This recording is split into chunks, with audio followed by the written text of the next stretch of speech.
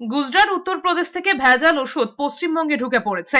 সতর্ক করেছেন মুখ্যমন্ত্রী তথা স্বাস্থ্যমন্ত্রী মমতা বন্দ্যোপাধ্যায়। তিনি বলেছেন বিভিন্ন সংস্থার নামে 50 থেকে 55টি ভেজাল ওষুধ ঢুকেছে। সেই ওষুধ যাতে সরকারি হাসপাতালে ব্যবহার বা ওষুধের দোকানে বিক্রি না হয় সেই বিষয়ে প্রশাসনকে সতর্ক করেছেন মমতা বন্দ্যোপাধ্যায়। শিলিগুড়ির উত্তরকন্যায় উত্তরবঙ্গের 8 জেলায় প্রশাসনকে নিয়ে বৈঠক করেন মুখ্যমন্ত্রী। সেখানেই ভেজাল ওষুধের বিষয়ে প্রশাসনকে সতর্ক করেছেন তিনি। বিশেষত জেলা ও ব্লক স্তরের স্বাস্থ্য আধিকারিকদের নজরদারি চালানোর নির্দেশ দিয়েছেন। সিএমওএইচ বিএমওএইচদের বলেছেন হাসপাতালগুলোর স্টোরে সেসব ওষুধ রয়েছে কিনা তা দেখতে, প্রয়োজনে সেখানে হঠাৎ করে হানা দিতে হবে। কোন কোন সংস্থার নামে কোন কোন ওষুধ ভেজালের তালিকায় সে ব্যাপারে মানুষকে জানাতে ওষুধের দোকানের সামনে তালিকা টাঙানোর নির্দেশ দিয়েছেন মুখ্যমন্ত্রী। আর রিসেন্ট যে ভেজাল ওষুধগুলো এসছে বিভিন্ন রাজ্য থেকে, আমরা একটা অ্যাডভার্টাইজমেন্ট করে ওষুধগুলোর কোম্পানিগুলোর নাম বলেছি, সেটা কি আপনারা সব জায়গায় টানিয়েছেন? প্রত্যেকটা ওষুধের দোকানে বলুন এটা টাঙাতে।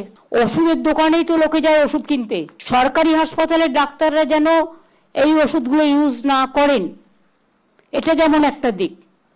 আর একটা দিক হচ্ছে বহুত হাসপাতাল আছে যেখানে সামনে দোকান আছে মেডিসিনের, বা অন্য জায়গাতেও থাকতে পারে, মানুষ তো আর জানে না, লক্ষ্য রাখে না, যার জন্য আমি অ্যাডভার্টাইজমেন্ট করেছি 3-4 দিন আগে। দেখবেন রিসেন্ট যে 50টা ওষুধ এসছে, 55টার মতো গুজরাট এবং ইউপি থেকে ভেজাল ওষুধ, সেই কোম্পানিগুলোর নাম দিয়ে ওষুধের নাম দিয়ে কাগজে অ্যাড করা হয়েছে।